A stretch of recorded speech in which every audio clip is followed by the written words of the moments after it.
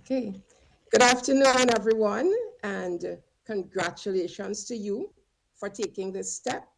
Um, I believe that at this university, we love to open things in prayer, but it's not just because we love to pray, but it's because we believe in the one that we pray to. And so, as you prepare for this next journey in your life, this academic journey, I also want to encourage you to prepare for the journey that takes place after this life is over. And last week I had a little scare, and which is why I'm just sharing briefly with you about this. I had a little scare. I did not have to be here today. And so I know that life has no respect, death has no respect for anyone. So I want to encourage you today. Jesus Christ said, I am the way and the truth and the life. And so we're going to be praying to him. And if we're praying to him, I want you to know him as the way, the truth, and the life. For you to know that, you need to become a child of God. To become a child of God, you simply need to understand that he says, as many as received him, to them he gave the right to become children of God, even to those who believe, place their trust in, as they sit on a chair, kind of trust. Even unto them, he gives the right to become. I'm going to first pray for you now. And after I've prayed for you, I'm going to say a short prayer. They're all going to be short, to allow you to repeat after me and invite Christ into your life. So let's open our program for this afternoon in prayer. Gracious and faithful Father, we thank you for bringing us together this evening. We lift up each student here, men and women, young people who are pursuing education, some while managing work, family, and many other responsibilities. Lord, you see the sacrifices that are being made and the sacrifices that they are preparing themselves to make. Late nights, the work that they carry, the challenges that they each face. And I ask, oh Lord God, that you would pour out renewed strength and courage as each person prepare for this new season in their life that's about to begin. I pray that this orientation will be more than an information session. Let it, Lord God, be a moment of clarity, encouragement, and hope. Grant each person here today wisdom in selecting the right courses, favor in finding helpful instructors, and Lord, grace to balance their time. Surround them with support, classmates who understand their journey, mentors who speak life into them, and staff who are patient and helpful. Lord, when they feel weary, I pray that you will remind them that their efforts are not in vain. Let them know that you are walking beside them, that you are their source of peace and power and provision. And Lord, for those who may not make it, because not all of us are going to be here at the beginning of August and into September for various reasons, I pray that you will direct the next step of their journey and give them the courage to continue to move on. So, Father, bless this evening and let it be a beginning marked with purpose and promise. And I invite those of you who would like to invite Christ into your life to repeat this prayer after me so that you are prepared for the life beyond this one. Heavenly Father, today I accept and believe and trust that Jesus Christ died for my sins. I thank you for the forgiveness that you have given to me as a result of his death on the cross. And so right now I repent of my sinful state and my sinfulness. And I ask, oh God, that you cleanse me and forgive me, and that you make me the kind of person you want me to be. Give me the encouragement, Lord, that I need to pursue this journey, this spiritual journey with you, so that I can be sure at the end of my life that I will spend eternity with you. I give you thanks, I give you praise, and I bless you, Lord, for this opportunity. In Jesus' name, amen. Amen. I pray that we have a good evening, a good orientation time. And those of you who are interested, please do not hesitate to find out how you can know more, how you can find me as your chaplain, who I'm willing and ready to help you on your journey. God bless you all and have a wonderful evening, everyone. Thank you very much, Chaplain. That's Reverend Carol Richards, and that's the right way to start our engagement with the students. And I'd like to welcome you students to this pre-registration forum for our graduate students. I'm Professor Garfield Young, Vice President and Chief Operations and Projects Officer and former Dean of the Faculty of the Built Environment.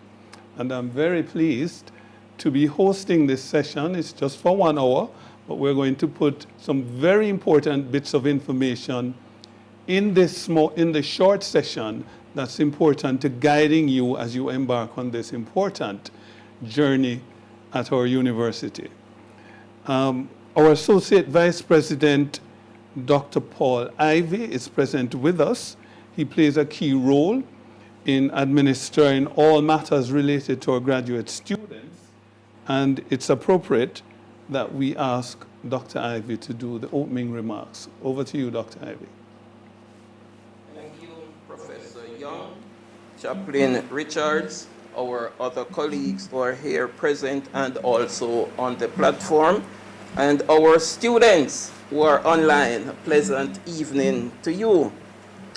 First, I want to thank you, our students, for choosing UTech Jamaica for this chapter of your academic journey. You have choices. There are other institutions, but you have chosen wisely by choosing UTech Jamaica. The thing is, for the last 67 years of its existence, our university has been empowering students to achieve greatness. Here, your ambition and passion for knowledge will meet academic and professional growth opportunities. We will prepare you not just to be successful in your respective courses, but also for a successful life beyond the classroom. In other words, you will be prepared to impact society positively. And it is the case that you are enrolling at UTech at an exciting time in our existence as a university. And by that I mean we are in the midst of rolling out a new strategic plan that has student-centeredness as one of its pillars. This forum this evening is organized specifically for you to enable you to start right so that you can end great. Registration and enrollment are requirements to be a bona fide student. In fact, it is also a standard of the University Council of Jamaica as a requirement. And so, Ms. Gavette Francis, our postgraduate enrollment assistant, will be providing you with pertinent information on the registration and enrollment process. And it is also the case that paying your fees is a part of the registration process. And in this regard, we have Mrs. Charmaine Armstrong, our supervisor in the postgraduate financing unit. She will be providing you with pertinent information concerning fee payment. And of course, as well, the Students' Loan Bureau representative is here to tell you how to get money to pay us. If you are not registered and have not paid your fees, nothing will work for you as a student. What do I mean? You will not be able to access any services whatsoever.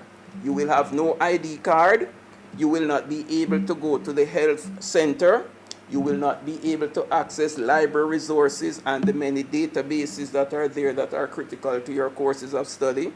You will not be able to access the Moodle platform for your classes, and neither will you be able to access our salubrious graduate students' lounge to avail yourselves of the computer facilities and other resources that are there.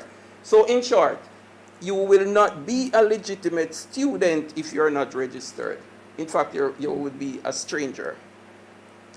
You will get all the information that is needed about these matters in this forum, and that's why we have organized it for you this afternoon. But you will notice that you will not be getting any information about your specific courses in this forum. That will take place in the orientation sessions that are planned by your respective academic units when you actually come on board and start your classes.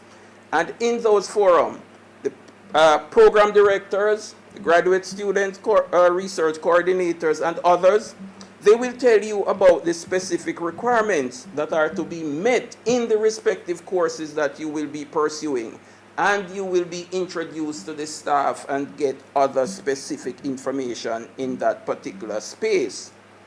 In relation to the role of the School of Graduate Studies Research and Entrepreneurship that I head, it has overall responsibility for standards and policies governing graduate education here at our university. And it is the case that the academic units deliver the curriculum and ensure that course goals and the graduate attributes are met in line with policies and standards that have been established by the School of Graduate Studies, Research and Entrepreneurship. As a graduate student, you are expected to exhibit a high level of maturity, self-directedness, and resourcefulness. In other words, there will be no spoon feeding as occurred in other levels of the educational system. So I'm asking you at the onset to go to our website, scroll down to the School of Graduate Studies Research and Entrepreneurship page, and in particular, look for the manual for preparing graduate students' final research documents and also the student's handbook, and look at matters pertaining to graduate studies and graduate studies policies and so forth. So in closing with my opening remarks here, I just want to announce that in early September, the School of Graduate Studies will be hosting a forum for you, our new students in particular, and it's titled Thinking Like a Graduate Student. Look out for that notice. Another forum is scheduled for semester 2 by the SGSRE, and this one is titled Getting Started with Your Research, because as you know, research is a part of graduate studies. Look out for that notice as well. And the SGSRE will also be having other bespoke forums specifically for you, our graduate students. So again, I welcome you to our university, and I thank you for choosing UTech Jamaica. We are here to serve you, and this information that will be shared today is to help you to start right so that you can end great. Thank you very much. Thank you very much, Dr. Ivy, for the encouragement, the prodding for our graduate students to start right, because we want you to end great. And that's why we're here to provide information to help you along this important journey. You use some important terms, Dr. Ivy: maturity, self-reliance, and resourcefulness. And those are the individuals we want to engage at this higher level. So you have taken your studies to the next level. You have stepped up a higher rung, and we do expect a greater engagement. So we're really very happy to have you here. I am monitoring you as you are online, and I'm seeing the numbers growing from 101, and it's now at 155. And I have posted in the chat a request of you for you to indicate the course of study that you will engage in at the graduate level. I see a Master of Architecture, Dana Sutherland. I'm not reading all of them, it's just example. An MSc in Integrated Rural Development. Those are a lot from the faculty I used to be a part of. Well, I'm still. MSc Nurse Anesthesia, Sherma Richardson. Tamika Williams-Lake, Masters in Public Health. Ron Watson, my former student, MSc Built Environment, and many more. So please indicate in the chat the course of study you have enrolled in, or you will shortly enroll in. And I see a Doctor of Pharmacy too. Welcome to all. We're going to jump into the program so you can get the information you need so that you can register properly and engage the way that will benefit you the most in our university. And so we have with us today, moving on from the chaplain and Dr. Ivy, we have an important champion supporter of our graduate students who has been doing it for many years. And don't judge it by her statue. She plays a really very important role in our university in supporting our graduate students. She's the postgraduate admissions assistant, and her name is Ms. Gavette Francis. Welcome, Ms. Francis. Thank you. Thank you, Professor Young. And it is indeed my pleasure to be here and to just join in with you along with Dr. Ivy to just welcome our new students who will be taking on the journey of higher education with us starting this September. Excellent. Now, who are we targeting this evening? Because earlier today we had a similar session, but for undergrad students. Yes. A lot of people. Yes. But this session is targeting a particular niche group, Yes. like the special people who are in the session. Yes. Tell us who they are. Thank you. Thank you for that question, Prof. And certainly, we are here this evening targeting our graduate students. Those are students who would have been given an unconditional offer, meaning these students would have submitted all of their matriculation requirements and were able to matriculate into our course of study, whether through the regular matriculation requirement or through our prior learning assessment program. We also have our prospective students who were granted a conditional offer. Okay. And those students are persons who would have applied to us. However, they have not yet fully matriculated into the course of study. That means that they perhaps have something outstanding.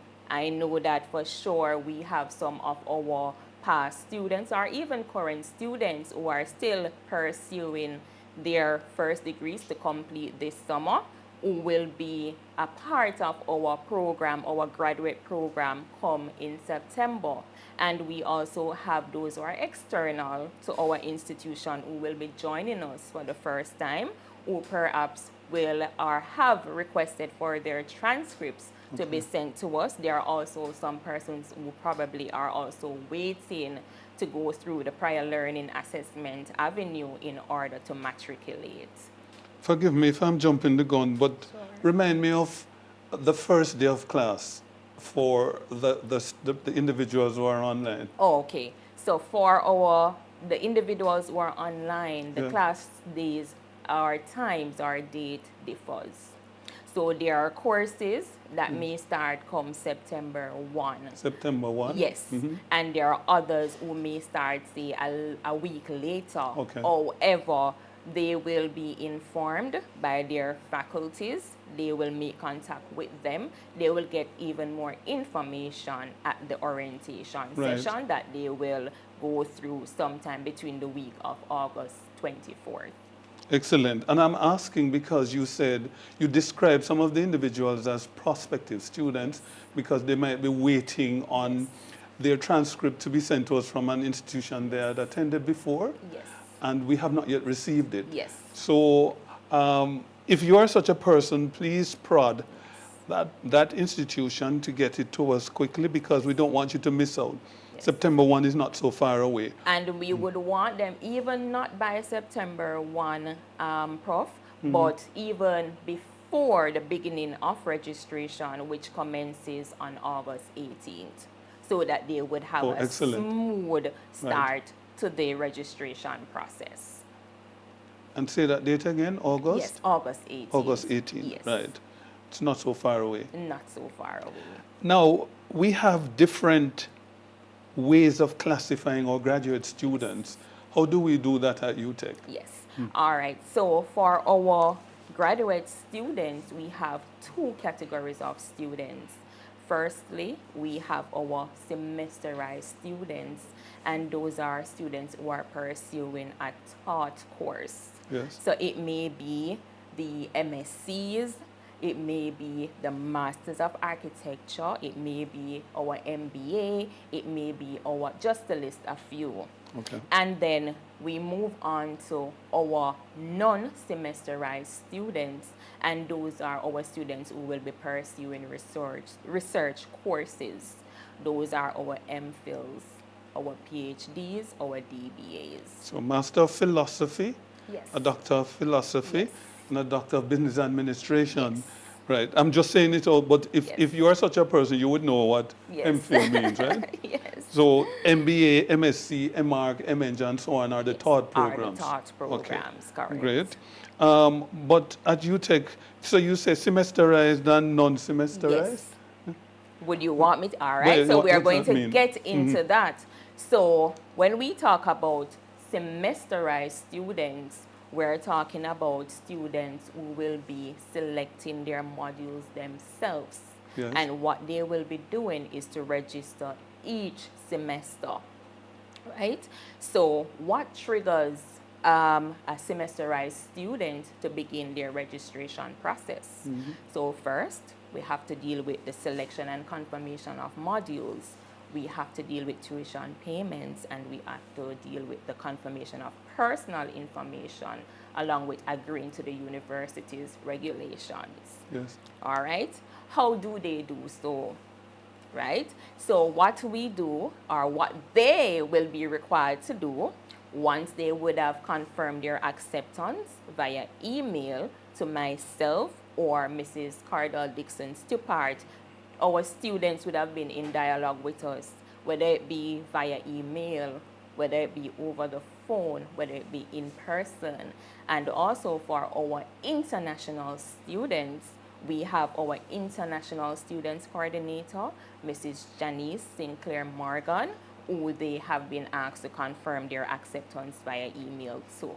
Yes. So apart from confirming their acceptance via email, they are also required to pay an ECD. It's called an Enrollment Commitment Deposit. All right, so it is 40,000 Jamaican dollars for local students and $250 for our international students. That also would have been communicated in the decision acceptance letters that our prospective students would have received. Why do we call it a deposit? So it is a deposit because what it does, it triggers the registration process. It forms a part of their ancillary fee, and then moving into each semester, it forms a part of their fees to open the system so that they can begin their registration. So when the student is invoiced, so when the students are invoiced, they are to subtract that amount from what their total tuition is per semester. That's why it's a deposit. Right. That's why it's a deposit. Okay. All right, so how do they begin their registration process? Yes. Because I am thinking, just as I am excited, they are also even more so excited to start on this journey with us at UTech Jamaica. So first and foremost, they will proceed to go on our website at www.utech.edu.jm, which is shown on screen here. Once they have reached on our website, on our, we call it our landing page, then to the right of the screen, they will see two tabs.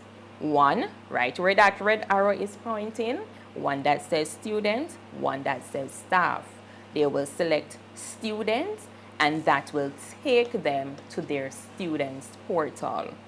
What the student portal does, or what it has all of the information for a student where they can navigate between their payment options, selecting modules, seeing the modules that they will be taking, seeing transcripts, or check outstanding balance, a lot of things, all right? So once they have signed on to their portal, let me tell them where or what they should do first. So in order to sign on to the students portal, they're asked to enter their username. our students are probably asking or wondering what is their username. So their username is their applicant number that would have been placed in their decision letters. So your student ID number, which is your applicant number, which is your username to the students portal, you will use that. And because you will be logging on for the first time, you're expected to use your date of birth in the format day, month, and year in order to log in. Once a student has completed doing that, then it will prompt them to change their password to something of their choice. Of course, they are now logged in to their students portal. The first thing that they will see to the left of the page are 3 tabs: Home, My Status, Student, and Content. In order to get to the module selection page, they should select Student. One student has been confirmed. There will be a box. We call it I don't exactly remember what we call it, but it's a box that is labeled Student Actions, right? And then right there in red, the first one in red, select your module postgraduate. So they will proceed with doing that.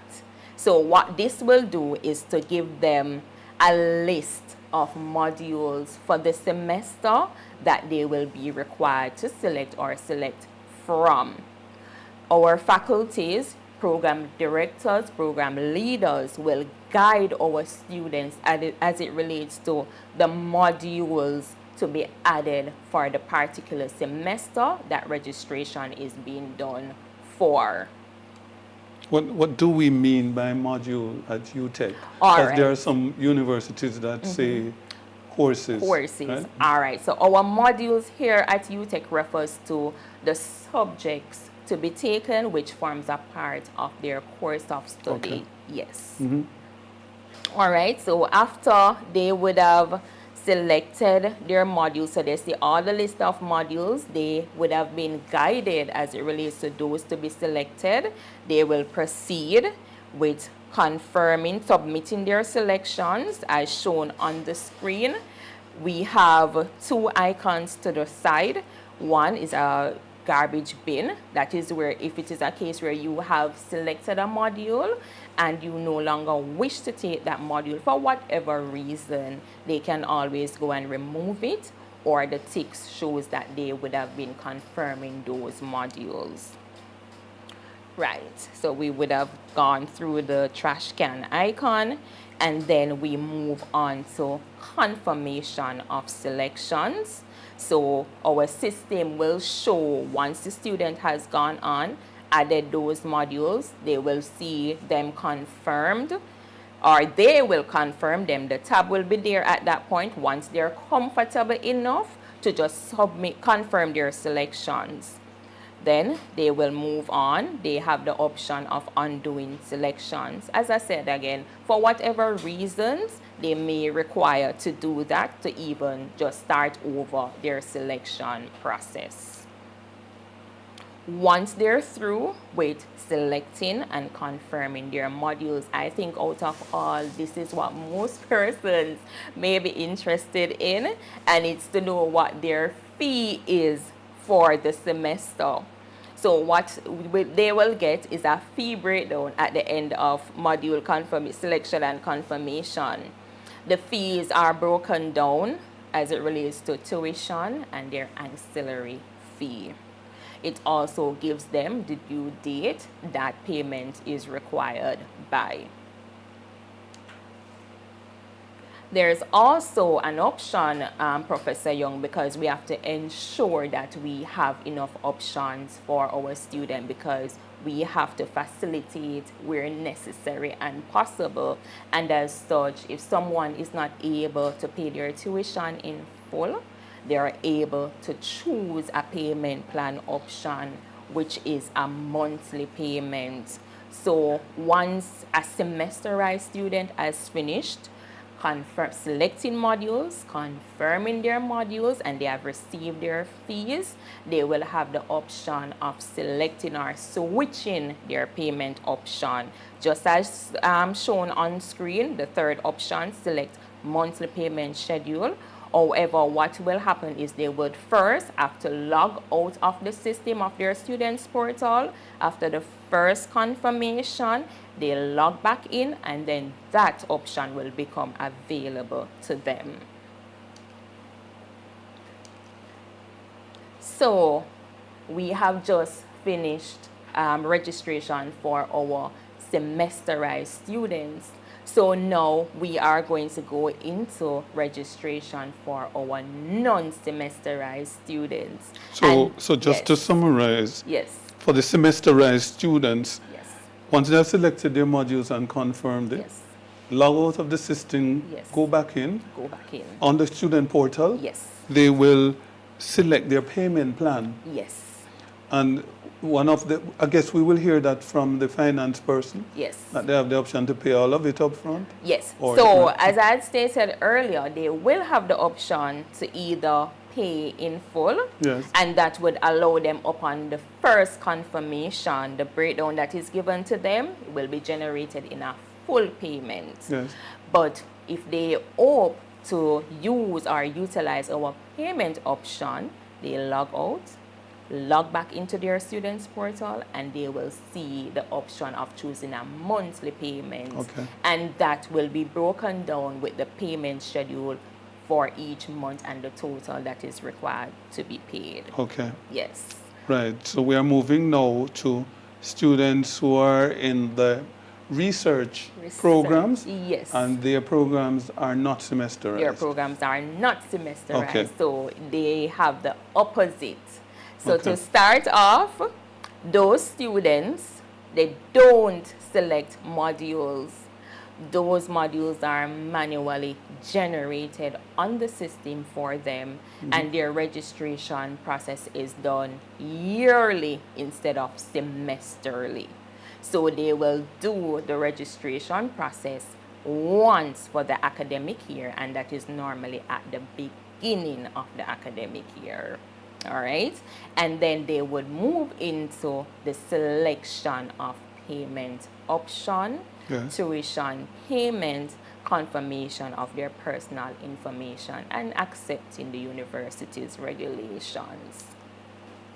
Just as how our semesterized students would have logged on or logged in to the students portal, it's just the same for our non-semesterized students.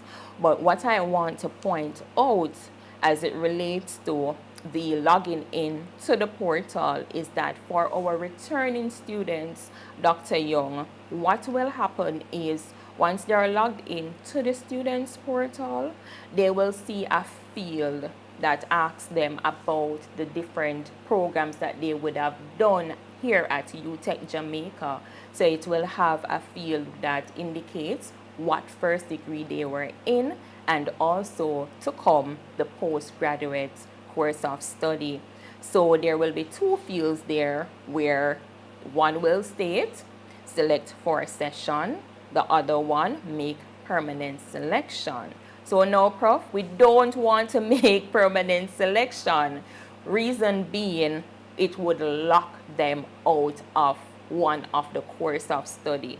So what we want them to be able to do is to go between both course of studies for whatever reasons they may need to. So what they should select is select for session instead of making a permanent selection. So this is specific to individuals who did their undergraduate studies at UTech? Yes. Because if you didn't, No. you wouldn't see two courses You will listed. not see two courses Right. there. Correct. All right.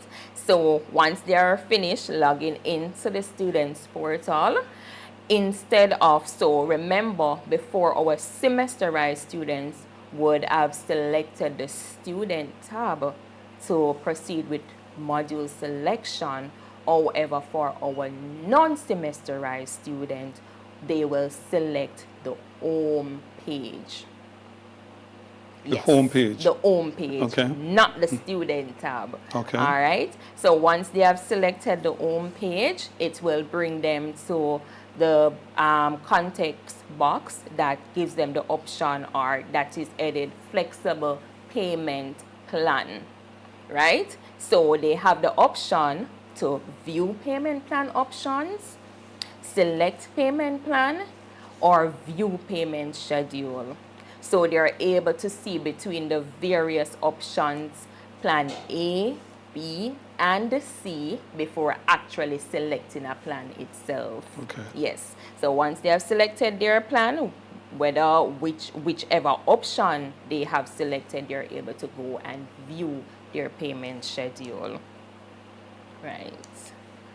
So once our students are settled on the payment option that they wish to select, then what will come up is their fee breakdown with their fees, right? So they would have gone, selected their payment option, and then the system will generate a fee breakdown, which, just the same as our semesterized students, it outlines the various parts that the tuition is broken down into, tuition, ancillary, and it also states what the payment due dates are. And just so, Miss Francis, that our non-Jamaican students are not panicking. Yes. Those figures shown there are in Jamaican dollars. Those figures Okay. shown there are in Jamaican dollars. So if you are a local student, Yes. you will get your fees in Jamaican currency. If you are an international student, you will get your fees in the US currency. Right. And I see we have at least one non-Jamaican here. There's a Belizean, and I'm sure there are others. Oh, okay. And there are a couple of questions, and I don't know. I think they require short responses. So I'll ask you when you're finished. Oh, with okay, it. that's a problem. All right, I am not going to go too much into detail because our colleagues from Student Finacing will go through this step by step, but it's just merely the various options or ways to make payments when paying their tuition fees. When is registration completed? So once our students, Professor Young, they have gone on to the students, whether they have selected their modules or whether they're just selecting a payment option, once they have done doing so and their fees are generated, at that point they will get something to accept the payment terms and conditions in addition to the students' regulations. And then once the minimum requirement for fee payment is received, then they will be automatically registered. What that means, they are able to go and have their IDs taken. But before I jump to IDs taken, I should note our medical process. This is a very important part of our registration process, and it is required to be done by all students. All right, so for our medical process, you can complete your medical at our medical center. You will be required to, they will be required to make an appointment in order to have that done, or students can visit their own medical practitioner to have that done. Our form is available on our website for them to complete, take to their practitioner, so that that can be completed and sent to our medical center. So upon completing module selection, fee payments, medicals have been completed, then students are good to go as it relates to getting their ID cards taken.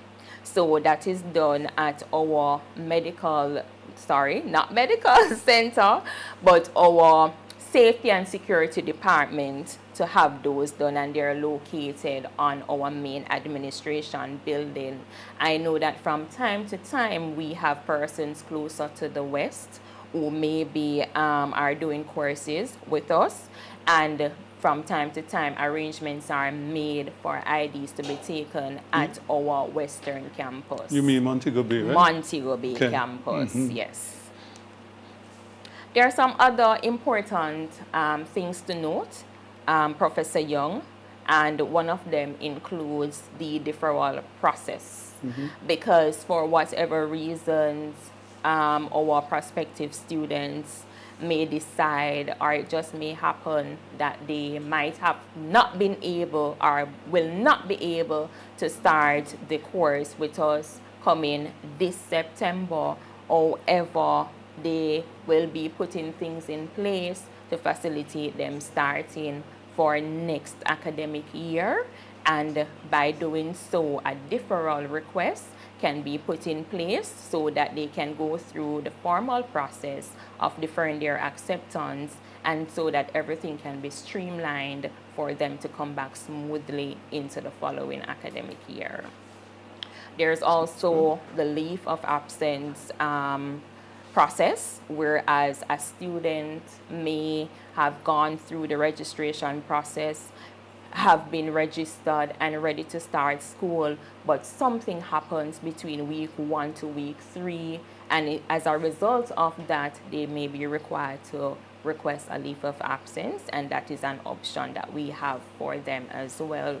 And then we also move into the withdrawn with permission process, where that is done 2 weeks before the ending of classes within the first semester, or whichever semester it is that they may fall in.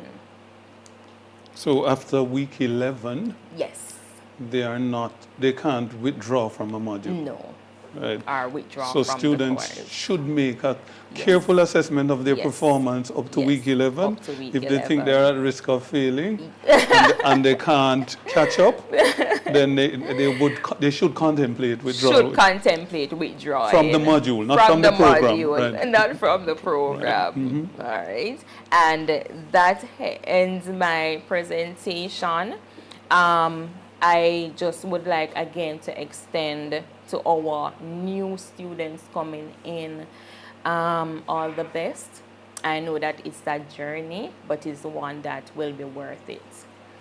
Thank you, Ms. Francis. Now that's the lady with the information. There was a whole lot packed into that.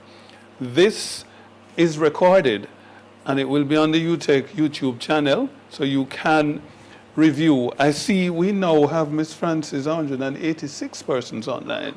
So we are going to have a very active year with our graduate students. I see from Anguilla, Sherma Richardson. Welcome. Anguilla, my best friend lives in Anguilla. Yes. So Ms. Richardson, you should come and look me up.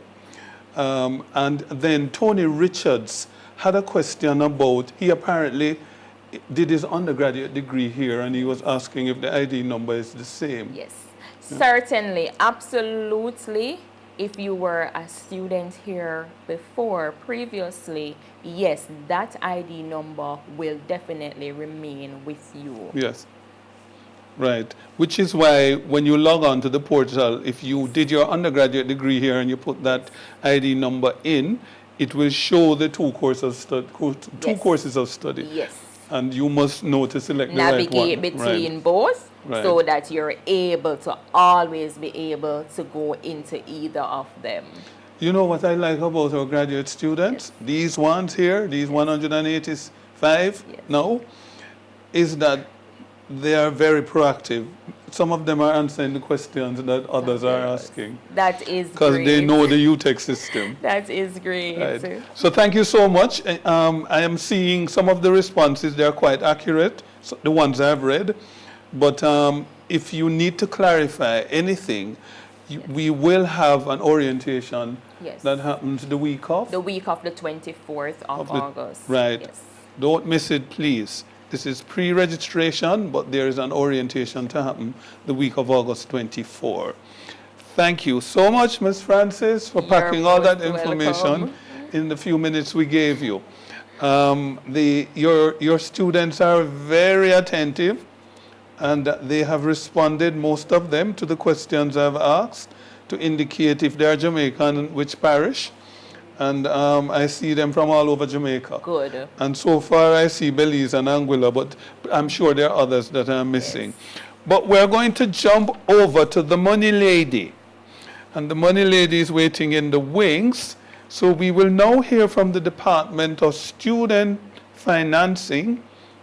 And Mrs. Charmaine Armstrong is a postgraduate financial service officer.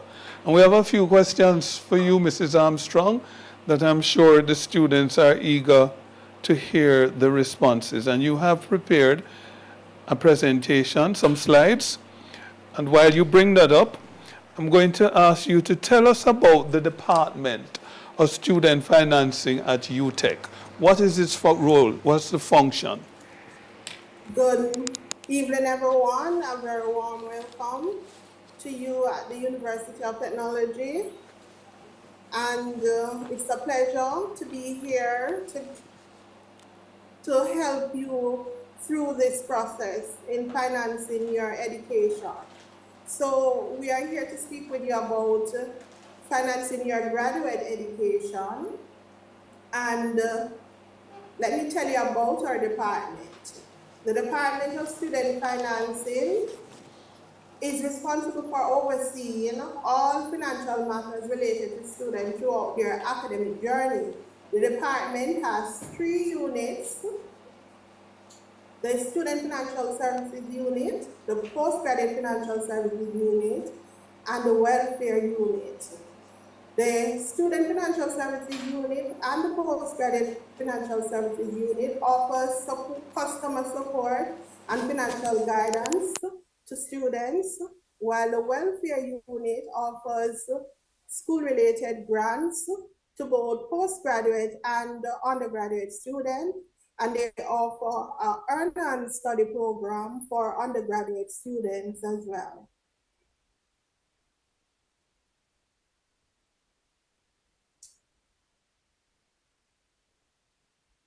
Ms. Armstrong, you're hearing clearly? Did you hear me a while Yes, ago? yes. Okay, great. Thank you so much. So the key points to consider in funding graduate education, what are those? So I'm happy to tell you about them. We want our graduate students to do the research, ask the right questions, prepare a plan and a budget, and explore all funding options available to them. We also want them to pay using the 6 C's of student financing. We want them to always know what's the cost to attend the university, and the core costs are their tuition and miscellaneous fees. We also want them to know that there may be other complementary costs in studying at the university. These costs could include externship, especially if it's a program that requires them to travel to another country or another parish to do their externship. We also want them to calculate these fees to know what their funding gap is. So in order for them to determine what would be their funding gap, we want them to calculate by using the personal funds available to them to see whether or not they may need additional funding. And we want them to connect with potential funding sources for postgraduate programs such as the SLB Postgraduate Loan Program. Thank you. Cost of attendance and calculate. Hope you're paying attention, students.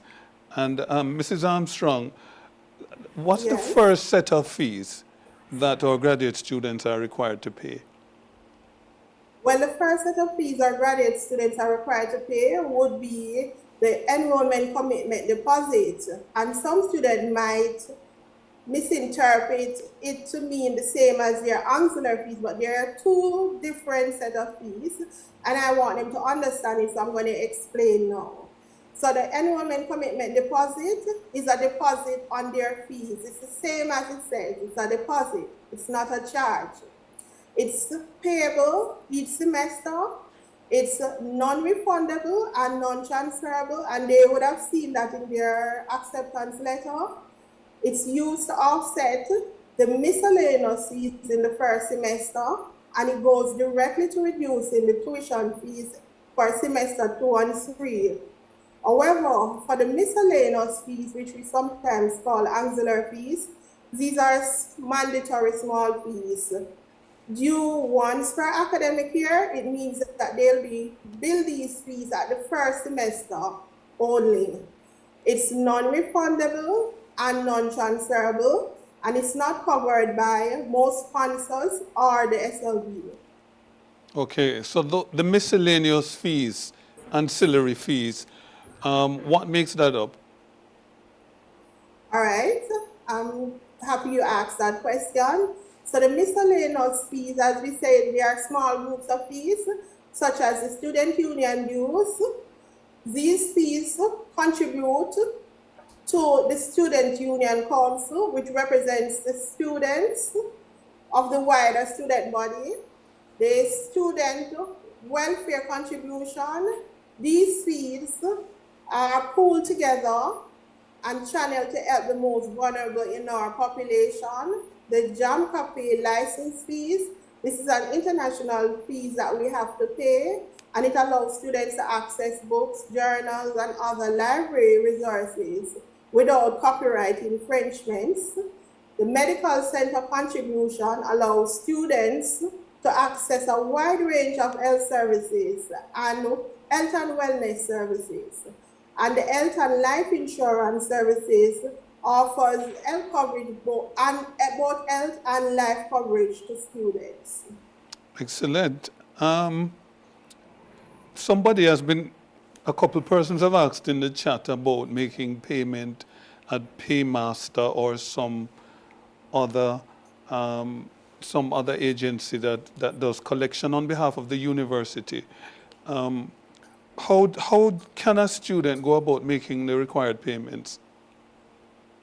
Okay, all right. So in regards to that question, I would like to speak about the funding options first, and then Okay. I'll let them know after how they can make payment. Can I do that first? Yes, please do.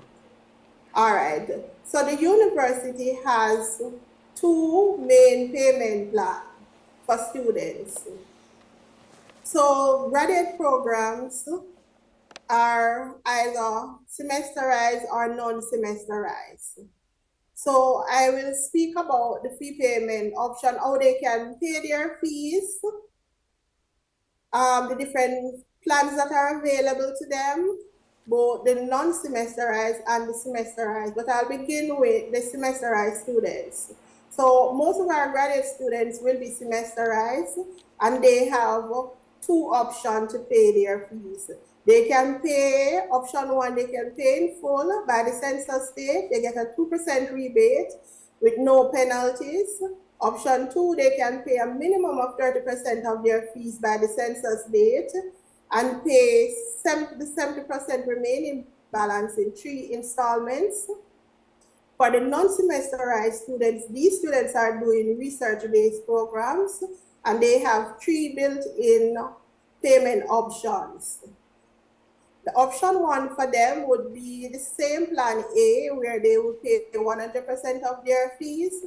Option two for them would be plan B, where they would pay on a semesterly basis. And option three for them would be a plan C, where they would pay on a monthly basis. In regards to plan B, flexible payment plan, I know you'd want to know some more information about that.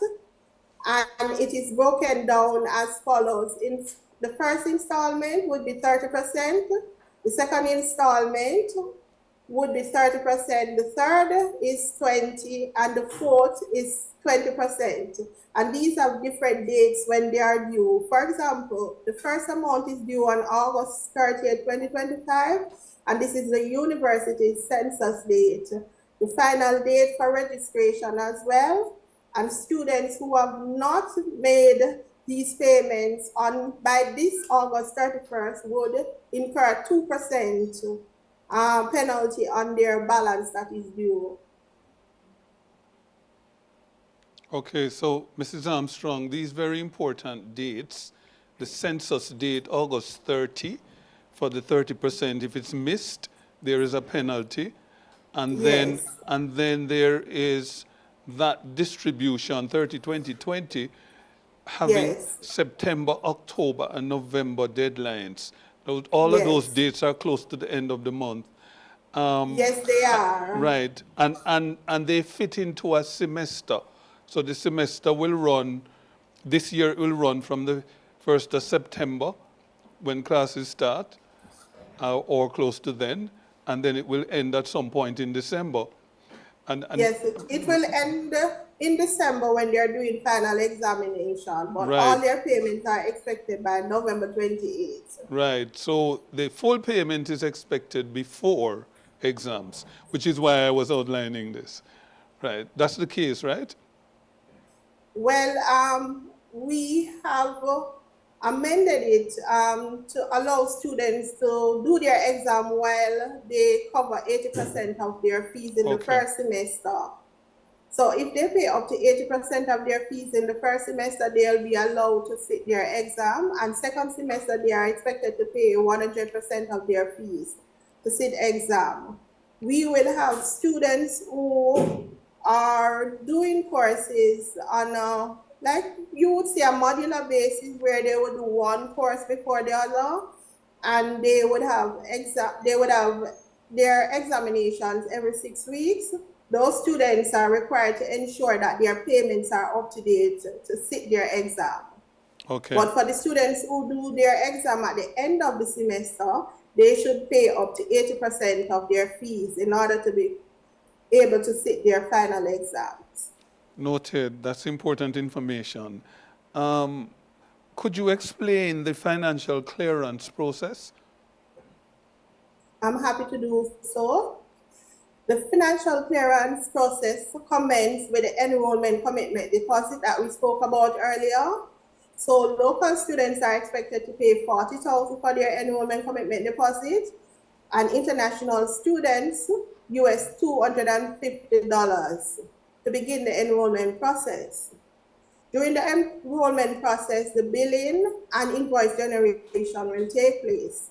This is where a student gets to select and confirm their modules for enrollment, and they would be able to get financial clearance after that by paying a minimum of 30% of their overall tuition plus miscellaneous fees and boarding if they also board on campus.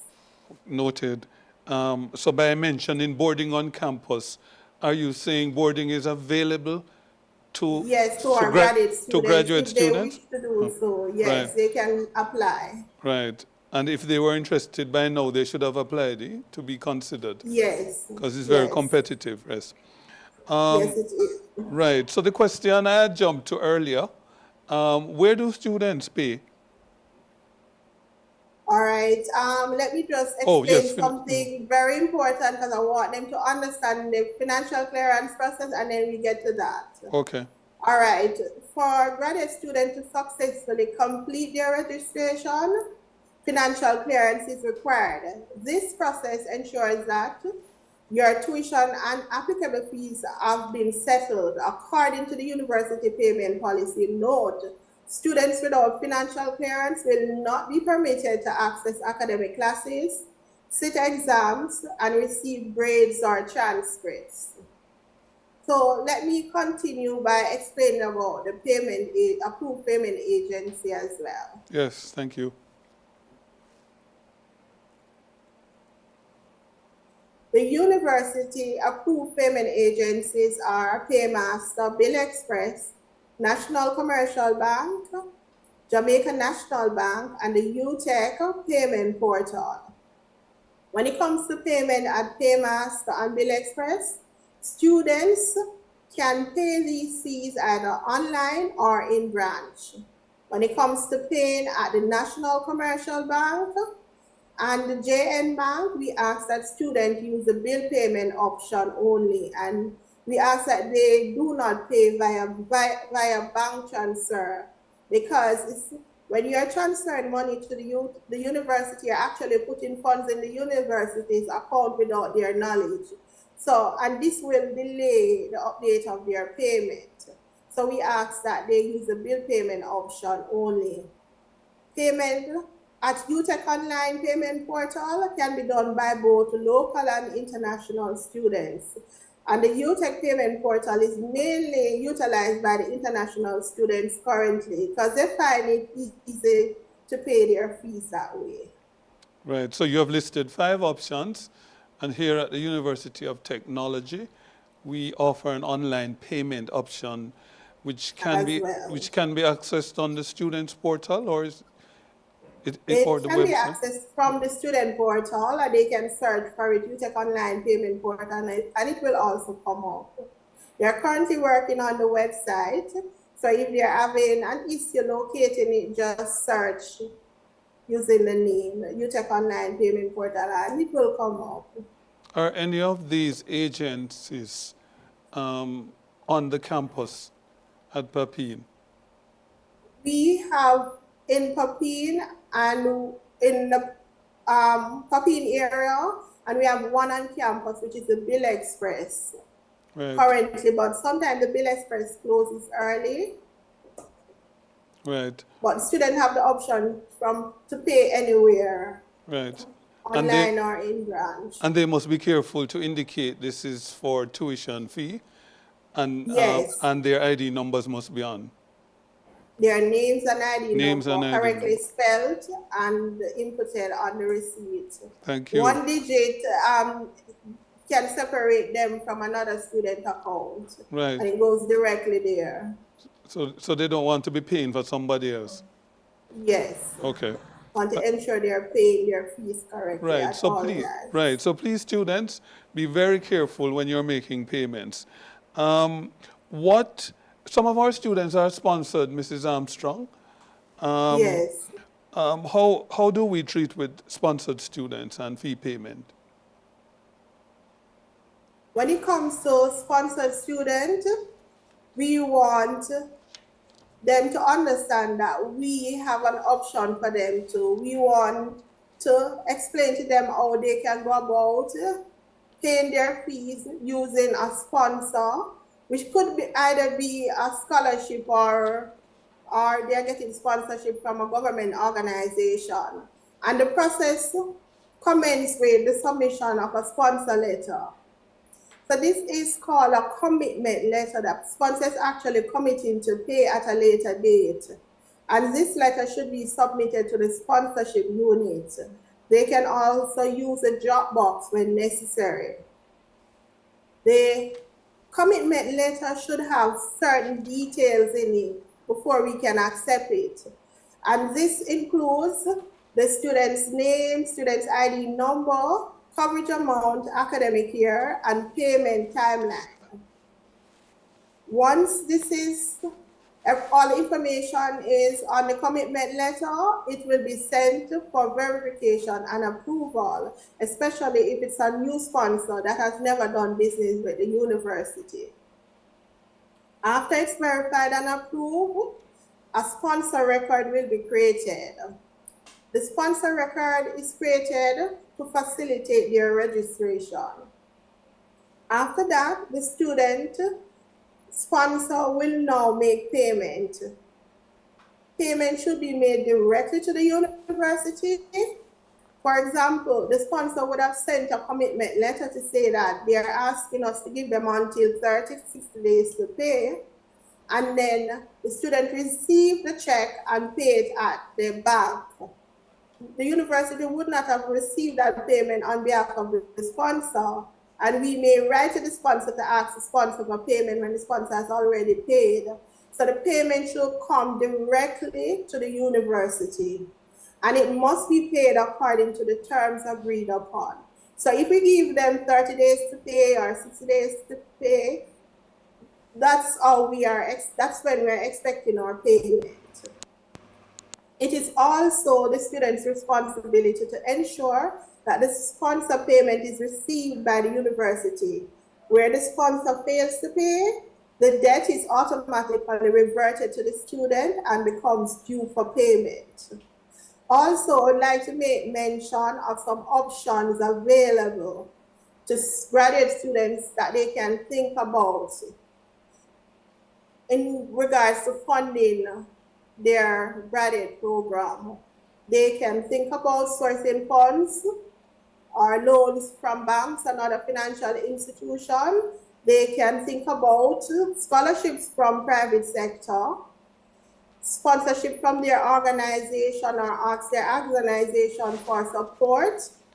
They can also get government grants and scholarships. The most popular ones are from the Ministry of Finance and the Ministry of Education. And last but not least, we ask students to consider the SLB postgraduate loan. The SLB gives a maximum of 1.8 million. It covers tuition only. Ages 18 to 65 can apply. The interest rate is 9.5% on the reducing balance. They give you 120 months to pay, and repayment can be done via salary deduction. So if they are seeking financial support for their postgraduate program, the SLB postgraduate loan is highly recommended, and they have a flexible loan option tailored for them. Thank you very much, Mrs. Armstrong. And you perhaps could have introduced our representative from the Students' Loan Bureau. Okay. I was looking at him when you were sharing a bit of his information. You are sharing your contact information. That's important, Yes. students, for Yes. the finance department, and Mrs. Armstrong is For the specific postgraduate unit, for the postgraduate unit. Yes, go ahead and say it, Mrs. students Armstrong. can contact me at Grad Student Fin. They can visit me at the university campus. They can also go on the website to look up scholarship and sponsorship information. But what I want them to do mostly, I want that if it is that they're receiving a sponsorship or scholarship to cover their tuition and related fees, to please contact us for guidance on how to proceed. We will connect them with the relevant university offices to ensure that their documents are submitted correctly and their financial clearance is processed smoothly. I have come to the end of my presentation, and I wish you all the best in your academic pursuits. Thank you, Mrs. Armstrong. Very comprehensive, and it really is an important part of your engagement in the university. The university does need the finances to run its programs, and so when you're accepted to a program and you select your modules, you're enrolled, and your fees are generated, an invoice is generated, the university can only accept you as a registered student when you have paid. And if you take it all the way to the end and you are outstanding in the required amount, you will not be allowed to do your exams. You don't want that to happen. So please be keen to meet your financial obligation to the university. I think we have a really excited group of individuals. They have stayed with us a little longer than we told them we would have them. But we just have one more thing to share with you before you leave. Thanks to those of you who have stayed. When I asked the question if they are graduates of UTech, I was surprised to see that many of the individuals who responded are coming from other institutions. And this year, I am told by the admissions unit that we are seeing a lot more graduate applications and offers than we have seen in the past. So you are part of a really very important cohort that we expect to see a lot of things changing. So congrats again. Our final presenter is Mr. Ricardo Gordon. He's a client services officer at the Students' Loan Bureau. And right at the end of Mrs. Armstrong's presentation, she mentioned that $1.8 million is available to graduate students and some of our programs that can pay the full amount. So welcome, Mr. Gordon. I just have a couple questions for you. And it really is to answer questions I'm sure they have for you. Right? So tell us about the loan offerings. Well, at Student Loan Bureau, we have 3 loan types, right? We have the targeted loan. That's the one where, well, it's the most popular one and the one where they repay after completing their studies. And then you have the pay-as-you-study loan, and that's the kind of loan that you pay while you're studying. So if you're working class students, they tend to go for that one.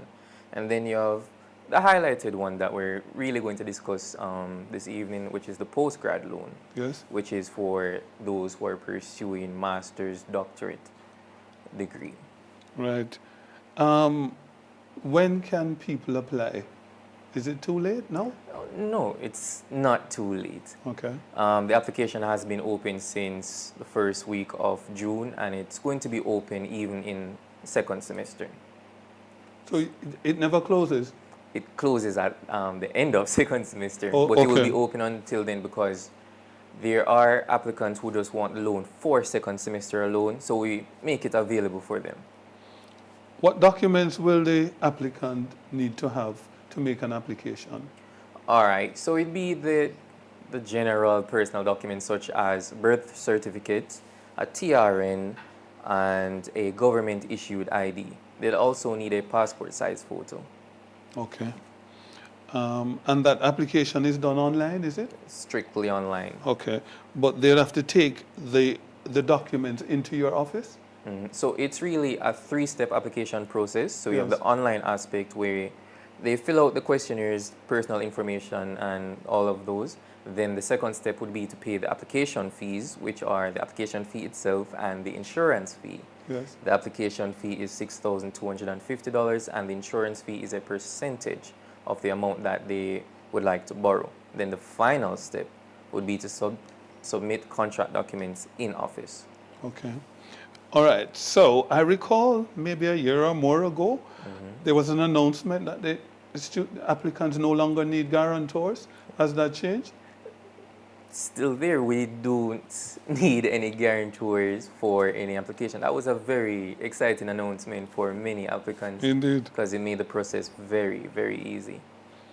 So after completing, have you answered this question? What's the next step after submitting your online application? Yeah, that would be where I said the 3 steps. Online application, Okay. pay the fees, then submit documents. Okay. And you said the fees are the application fee And the insurance. and the fee. insurance, right? And the insurance is a percentage of the amount you're borrowing, right? I note that you're wearing a UTech armband. Are you a graduate? You can say that, yes. Okay, I can say that. Or you desire to be. Or graduate programs are for SLB employees too, you know. It's for all of you. How soon after applying is the tuition disbursed to UTech? All right, so that one is a bit tricky because there's no set time. Usually disbursement is done in batches.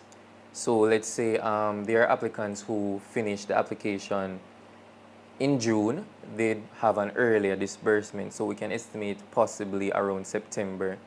And then for those who finish the application around August, you can estimate that their disbursement would possibly be in October. So it's usually in batches. So the quicker you complete the application, the quicker your disbursement. Okay. However, seeing as though we know that for the registration, you need to pay the fees and the tuition, so we made it a bit easier. When we know that the disbursement is going to be made on time, we have this system with several institutions where we would just send over their names to say that this person has completed their application, disbursement will be made soon, so you can go ahead and register them for their classes and for their exams.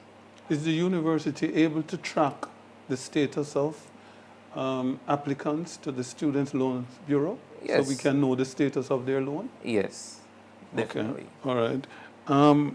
Are there any other benefits to those who apply to the SLB? Yes, we do have the benefit of grants. So we do offer a grant of $60,000, and it's usually for PATH beneficiaries. Right. So if path beneficiaries we have a number of non-Jamaicans online. So this is specific to Jamaican students. Yes, right? it will be more specific to Jamaican students. Right. And there are quite a number of questions in the chat which we don't have time to answer. Some of them are SLB related and others not. But will the Students' Loan Bureau have a representative at our orientation? Are you aware of that? We usually do. You usually do. Okay. Even the last one I was there, so more or less we will have a representative there. Okay. Thank you, Mr. Gordon. Anything you want to say to the students before Well, you leave? what I can say is that don't be afraid to take that loan, to take that leap of faith, because Student Loan Bureau, we are here to assist students. We are here to make financing a bit easier, to ease the stress off of your mind so that you can be able to study. So don't think about it too much. If you know that you are in need of it, do it. I personally recommend it. That's wise words from a young man. So Students' Loans Bureau is an option for funding your higher education.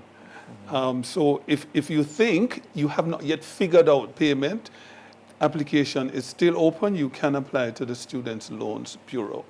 Thank you very much, Mr. Gordon. Ladies and gentlemen, it's 7:19 and you have been patient. I still see 168 persons online. For those in the Taught Masters programs, the Master of Architecture and MSc in many of the faculties and colleges we have at this university, or any other taught program, an MBA, or if you are a research student in either an MPhil or one of our doctoral programs, we again welcome you. Welcome back if you did your undergraduate studies at UTech, and a very special welcome to those who did their undergraduate studies elsewhere. You're in for an amazing journey. We're all here to support you. You have heard from a few of us, but when you engage, there are a lot more persons to support you. I encourage you again to attend the orientation sessions. It's a week of welcome. It starts August 24, where we will share a lot more information with you. You will get answers to questions that are specific to your course of study, and I see some people have been asking those questions specific to their course of study online, but you will get responses to those. I'd like to thank those who organized this session and the members of staff who have been online responding to some of the questions. Congratulations again, and thank you for attending this pre-registration forum, and we'll see you on campus. All the best.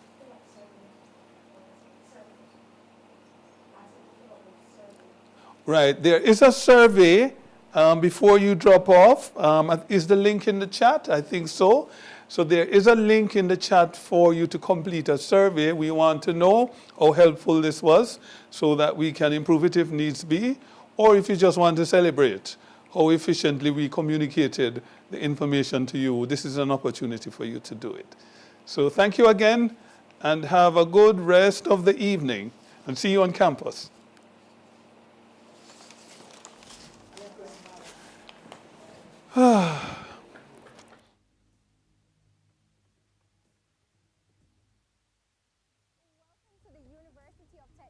Jamaica. Come join me as we take a tour of our world-class university, the birthplace of greatness.